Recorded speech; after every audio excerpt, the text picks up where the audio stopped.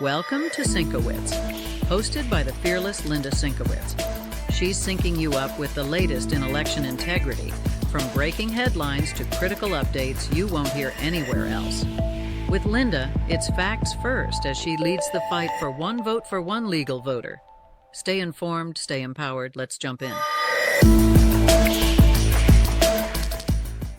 Hi, and welcome to SYNC-O-WICZ. I'm Linda SYNC-O-WICZ. I'm the founder and CEO of Fight Voter Fraud.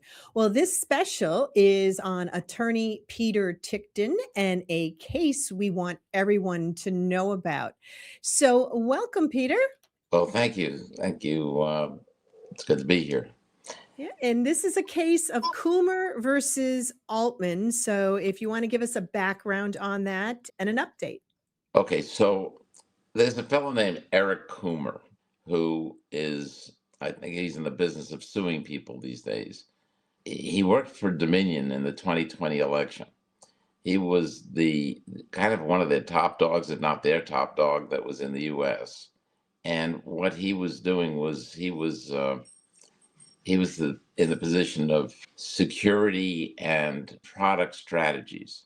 So this is somebody totally involved with Dominion Machines. The guy is a very weird character to begin with. Okay, I mean, this is somebody you don't normally see people deal with people that are members of what is a sadomasochism and so on. And he's already damaged his own reputation by getting it out there that he likes to urinate on his wife, that he likes to pull on nipple rings, and that he makes his wife bark like a dog, and when she doesn't do it loud enough, he screams at her to bark like you mean it. Not the kind of guy that most people would want to have in their homes. But he likes to sue people for slander or for libel, and that's what he's doing in Colorado and also in the Southern District of Florida. I represent Patrick Byrne in Florida in a case of Coomer versus Byrne.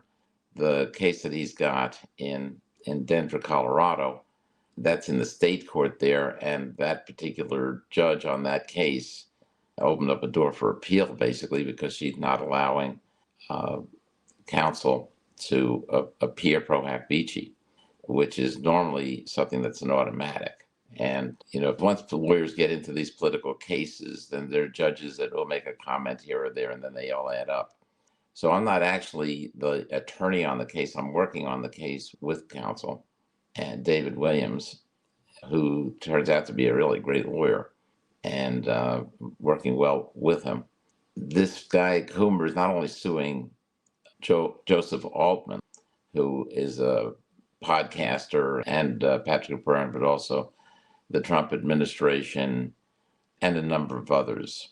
So, and I do believe that he has a joint defense or joint, I don't know how you'd call it because they're both plaintiffs, arrangement with Dominion Machines, which is now taken over by Liberty, which is a fellow named Linedecker, who bought the company and bought Dominion, as though it's going to change anything in terms of whether they are professional or whether they're cheating in the elections or not. And what happened was that this fellow, I was going to say, we're pretty sure it was he that was on a telephone conversation with Antifa, because he has a very distinctive voice, and Mr. Oltmann does recognize his voice as being the voice that was on the call, where before the 2020 election, he basically said, or somebody with a very similar voice said, something to the effect of that Trump is going to lose the election. Don't worry, he's taking care of it. And so it's on that basis, because Coomer's denying that he was part of the call. He's denying that he participated in any way with the call, and that it wasn't him, and that he didn't have anything to do with the stealing of the 2020 election. So that case is ongoing. At the same time, because Mr. Oltmann is, very forthcoming in what he has to say, he's actually a wonderful fellow. I've gotten to know him pretty well, and he knows election fraud like the back of his hand. He knows it really well. One of the things he does is he talks about the fact that these people need to be tried for treason and, perhaps hung. And so they tried to attribute this as his being threatening which is absurd because he wasn't being threatening at all. He wasn't going to do anything, take a gun and go shoot him or anything like that. And so this, not only did Coomer, but we saw something that's very rare. Coomer's lawyers, a fellow named Kane, who I actually had a physical encounter with because he attempted to intimidate me through, his bullying tactics, and I had to push him away. But in any event, that's another thing that's being tried and gone after. But the lawyers themselves also brought this case against Mr. Oltmann to try to get protective orders from the court to require him to stay a certain distance away, et cetera, from all of them. And so the decision came out in that case against them in favor of Mr. Oltmann. That was just last week. So we're pretty happy with the results that we got in that deal. But it all stems from the 2020 election. I mean, your show was about election fraud, so I think I'd be preaching to the choir to some extent to explain that, yes, our elections were rigged in 2020 and our country was stolen in 2020 for 4 years. Mm-hmm. And it this has is just continued. one of the remnants of what's gone on and what's going on in terms of these cases. Okay, so we're talking about this is in 2020 when all of this with Oltmann and with Coomer came out, correct? Yes, following 2020 and following the election. Look, we all knew that something was really amiss because, I just came out with our quintessential complaint for the J6ers that we're filing in the courts at this point. And in that, we put the whole story together. But J6 is all part of this because that was planned in advance by the same people that rigged the election. Mm-hmm. So, yeah. Yeah, if you think about early adopters, when technology comes out, like the iPhone, the first people that bought into it, they're called the early adopters. They adopt the technology and then they bring it to the workplace. They show everybody how their iPhone works and everybody else wants to buy it. But without the early adopters, a new technology fails. It fails in the marketplace.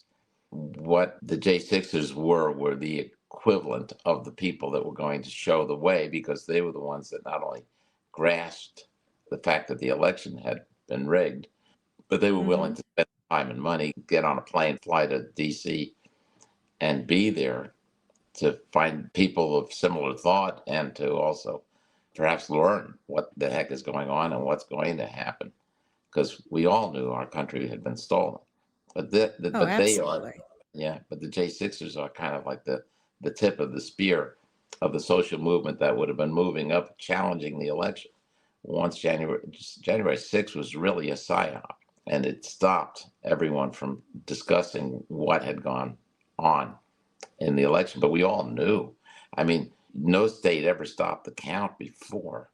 And then all of a sudden you've got 4 swing states where Trump is ahead, and they all stopped the count at the same time. And I'm telling you, that never happened before. That one state, it didn't matter if it was wartime, hurricanes, whatever, it didn't make any difference. No state ever stopped the count. Once they start counting the ballots, they don't stop. And then all of a sudden, 2020, it changed. And then what did we see? That in an instant of time, a straight up graph for Biden, where he was getting like 97% of the votes. I don't even understand why there were 3% there for Trump. But, he was getting like 97% in whatever was presented there. And because it's all fixed.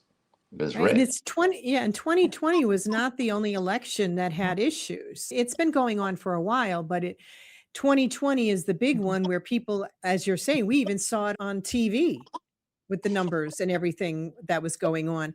And since that time, there is so much proof of the election being rigged. And the one thing we can't do is we can't reverse anything because the elections were certified and there is no way for it to be uncertified. That was never put into the Constitution or any of the laws that we have, which is why we need to make sure people know the issues we had so it doesn't happen again.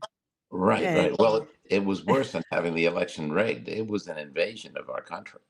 It was as much of an invasion as when China sent over all its people that were infected with COVID, intentionally sending them over because we know they stopped all air traffic from Wuhan to their own cities. You couldn't fly from Wuhan to Beijing. but you could easily fly from Wuhan to all over the United States and Western Europe. So, I mean, that was intentional. There's no question that that was. But, what happened with J6, after that, it was the big lie, and nobody could say a word about it.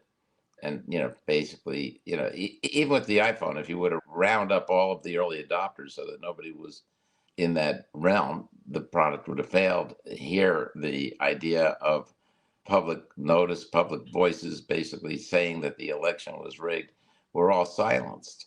So as obvious as it was to us that the election was rigged, we weren't allowed to say it without having people come down on us. And how dare you, after the protesters, disrupted Congress and invaded the Capitol and whatever they say and committed an insurrection. There was an insurrection, but it wasn't by the J6ers.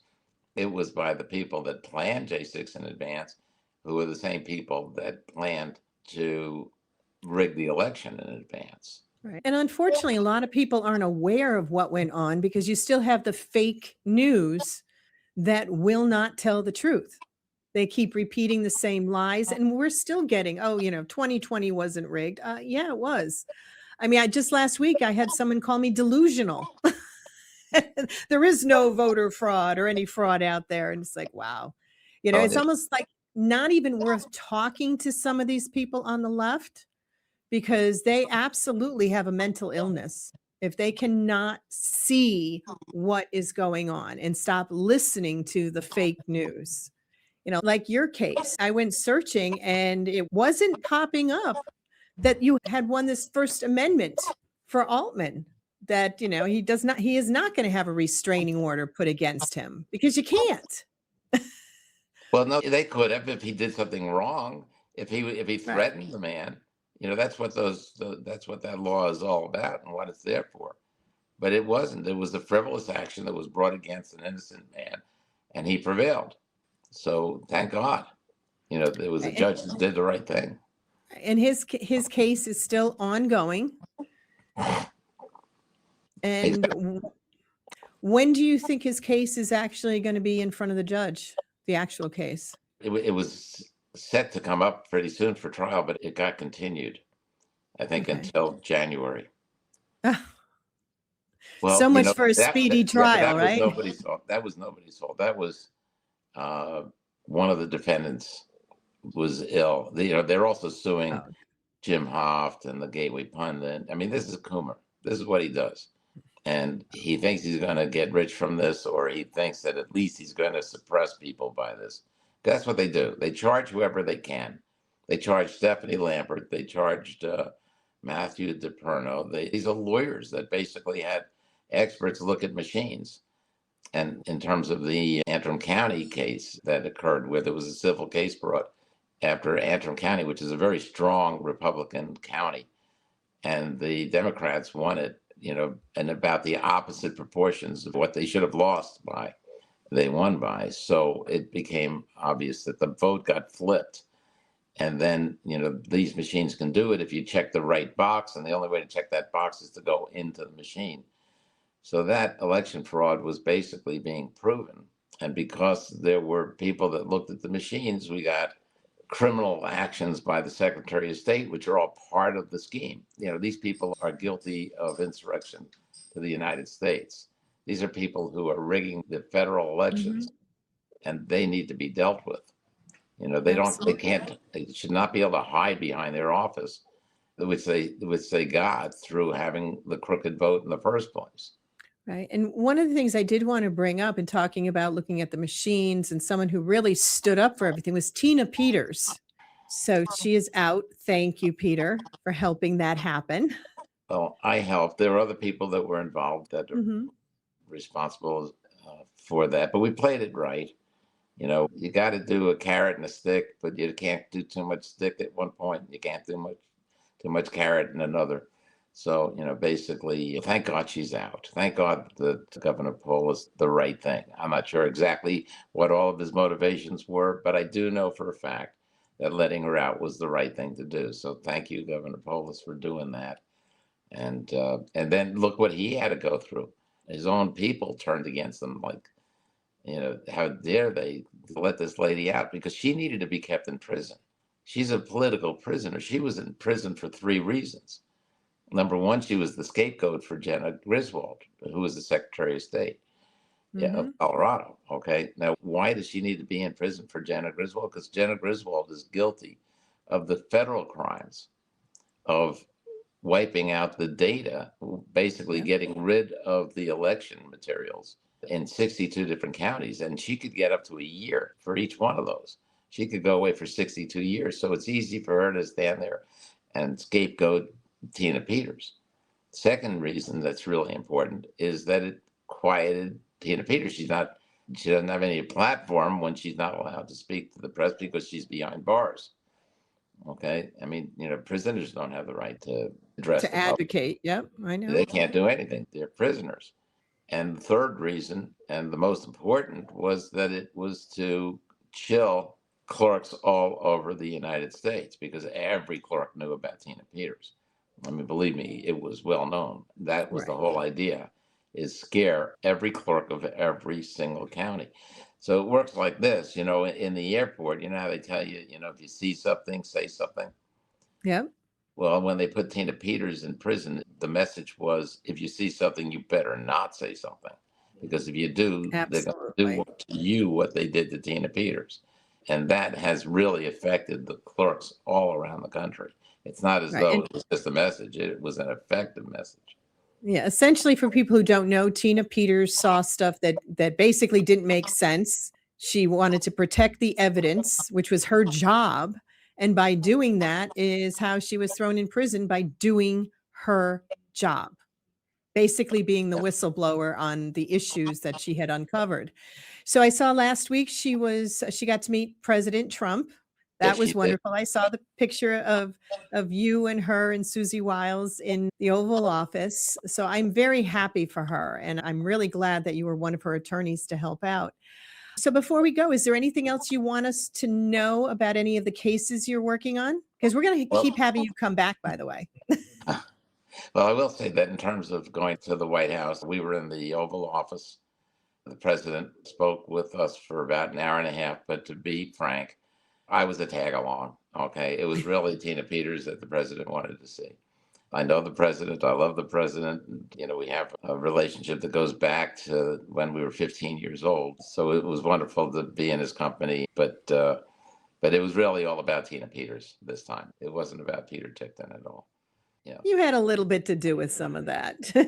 But all right, well, thank you so much, Peter, for coming on. We really appreciate your updates on the Coomer versus Oltmann case and the J6, and as well as talking a little bit about Tina Peters. So thank you so much for coming on. Oh, it's my pleasure. Good to see you again.